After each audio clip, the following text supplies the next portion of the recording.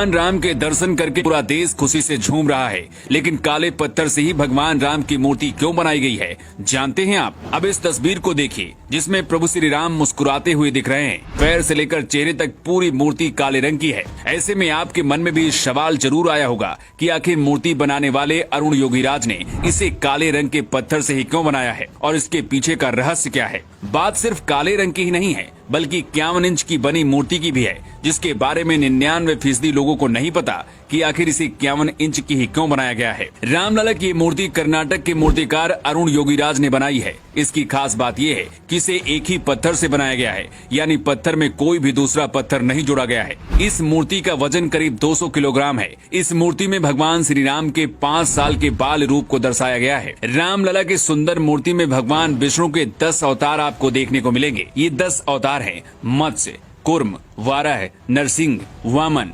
परशुराम, राम, कृष्ण, बुद्ध और कल्कि हैं। मूर्ति को अगर आप ध्यान से देखोगे तो इसमें भगवान विष्णु के सभी अवतार आपको नजर आएंगे। ऐसा इसलिए क्योंकि भगवान राम भी विष्णु के अवतार हैं। रामलला की इस मूर्ति में एक तरफ हनुमान और दूसरी तरफ गरुड़ नजर आ रहे हैं। ये मूर्ति की भव्यता में 4 चांद लगा रहे हैं। रामलला की इस मूर्ति में मुकुट के साइड पर सूर्य भगवान, शंख, स्वास्तिक चक्र और गदा नजर आ रहा है। लेकिन रामलला की मूर्ति काले पत्थर से ही क्यों बनाई गई है, इसकी वजह भी जान लीजिए। दरअसल जिस पत्थर से रामलला की मूर्ति बनाई गई है, ये कोई मामूली पत्थर नहीं है, बल्कि शालिग्राम पत्थर है। ये पत्थर भगवान राम की ससुराल नेपाल की गंडक नदी में पाया जाता है। शालिग्राम पत्थर को बहुत ही पवित्र माना जाता है और हिंदू धर्म के लोग अपने घरों में इस पत्थर की पूजा भी करते हैं। माना जाता है कि शालिग्राम पत्थर में भगवान विष्णु होते हैं और भगवान राम विष्णु के ही अवतार हैं। इसलिए इसी शालिग्राम से रामलला की मूर्ति बनाई गई है। जिस शालिग्राम पत्थर से रामलला की मूर्ति बनाई गई है, ये जल रोधी होता है। मतलब इसमें पानी का कोई असर नहीं होता, बल्कि इसकी चमक पानी से और ज्यादा बढ़ती जाती है।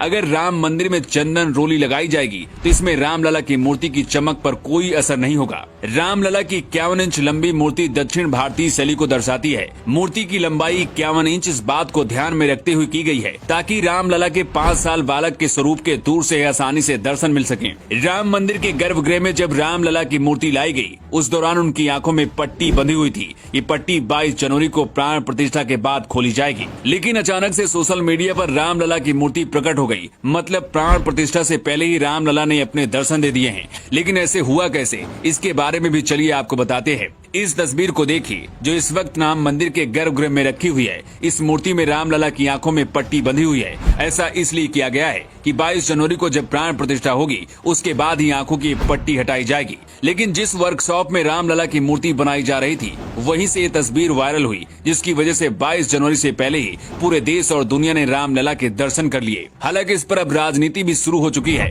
विरोधी दलों का कहना है कि जो मूर्ति रामलला की प्रकट हुई थी, उसे क्यों नहीं रखा जा रहा है, नई मूर्ति बनाने की क्या जरूरत थी। इसके जवाब में राम मंदिर ट्रस्ट का कहना है कि रामलला की इस बड़ी मूर्ति के साथ छोटी मूर्ति वहीं पर मौजूद रहेगी, लेकिन बड़ी मूर्ति इसलिए होगी ताकि आसानी से भगवान श्री राम का हर कोई दर्शन कर सके।